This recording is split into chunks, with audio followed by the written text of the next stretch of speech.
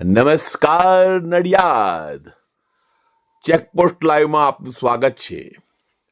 આપ આજે વિડીયોમાં જોઈ રહ્યા છો તે છે નડિયાદના જિલ્લા સેવા સદનમાં સવારના પોરમાં નડિયાદની જનતાને છેતરતા વચેટિયાઓ કે જે આ નજરે જોઈ રહ્યા છો સાયકલ ઉપર, એક સાયકલ ઉપર છે અને એક ચાલતા છે। જુઓ, તમે જોઈ શકો છો। આ લોકોનું ધ્યાન રાખજો અને આમની પાસે કોઈ પણ પ્રકારનું કામ કરાવશો નહીં। આ નડિયાદની જનતાને છેતરવાનું કામ કરે છે અને ત્યાં અવર જવર કરતા લોકોને બોલાવે છે બૂમો પાડીને, એટલે એ બાબતે 100% ધ્યાન રાખશો જી, બરાબર છે। પછી તમે એમના લપેટામાં આવી જાઓ અને આ તમને છેતરી જાય, તેમાં જવાબદાર તમે પોતે જ હશો, બરાબર છે। રજિસ્ટર પિટિશન રાઇટર પાસે જ કામ કરાવવાનો આગ્રહ રાખો, બરાબર છે। અમુક પિટિશન રાઇટરો સરદાર પટેલ ભવનમાં બેઠા છે, અમુક પિટિશન રાઇટરો જિલ્લા સેવા સદનમાં બેઠા છે, અમુક પિટિશન રાઇટરોનું બેસવાનું સ્થળ જિલ્લા સેવા સદનમાં છે, પણ એ લોકો બધા બેસે છે સરદાર પટેલ ભવનમાં। અમુક પિટિશન રાઇટરો એવા છે કે જેમનું બેસવાનું સ્થળ સરદાર પટેલ ભવન છે અને બેસે છે જિલ્લા સેવા સદનમાં, બરાબર છે। એટલે એ બાબતે કોઈ શંકા હોય તો જાતે તપાસ કરી લેવાની। આ વચેટિયાઓ એવી નડિયાદમાં અફવા ફેલાવે છે કે ફલાણા પિટિશન રાઇટરનું બેસવાનું સ્થળ અહીંયા છે અને પેલાનું અહીંયા છે।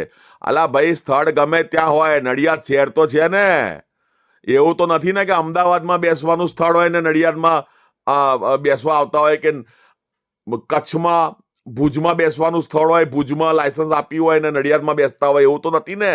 નડિયાદના લાયસન્સદાર નડિયાદમાં ગમે ત્યાં કામ કરી શકે જનતાની સહુલિયત અનુસાર, અને કલેક્ટર શ્રી ધારે, પ્રાંત અધિકારી શ્રી ધારે ત્યાં આગળ એ પિટિશન રાઇટરને હુકમ કરી શકે છે બેસવા માટેનો, મૌખિક કે લેખિત।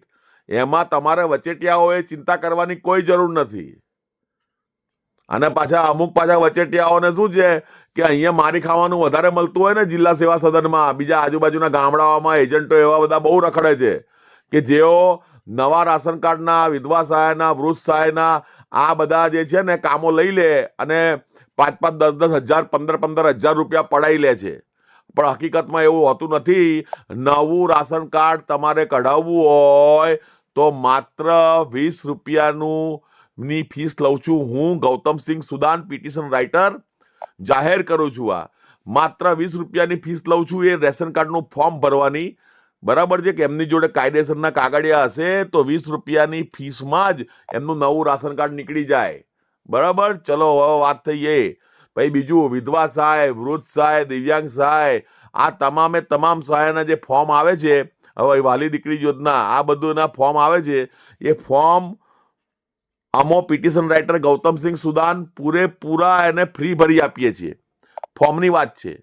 પછી જે એફિડેવિટો હોય એની અમે ફી લઈએ છીએ, બરાબર છે, પણ જે ફોર્મ હોય છે કે જેમાં લોકો શું છે ગૂંચવાઈ જાય છે, એ ફોર્મ અમે ફ્રી ભરી આપીએ છીએ। અને સિનિયર સિટીઝનનું ફોર્મ અમે ફ્રી ભરી આપીએ છીએ। તો જેમણે આવવું હોય, મને પૂછપરછ કરવા નહીં આવવાનું, અમને તમારે પૂછવાનું નહીં, પૂછવાનું બધું ઓફિસની અંદર। દિવ્યાંગ સહાય અને આપણે આ વાલી દીકરી યોજનાનું ફોર્મ એ સરદાર પટેલ ભવન મિલ રોડ ખાતેથી મળે છે, આ ધ્યાન રાખવું નડિયાદની જનતાએ, બરાબર। બાકી બીજા બધા ફોર્મ કલેક્ટર કચેરી, મામલતદાર કચેરીમાં જે આવેલી છે ત્યાં આગળ એ મામલતદાર કચેરીમાં, મામલતદારશ્રીની કચેરીમાં એ ફોર્મ મળે છે, બરાબર છે। જય હિન્દ, જય ભારત।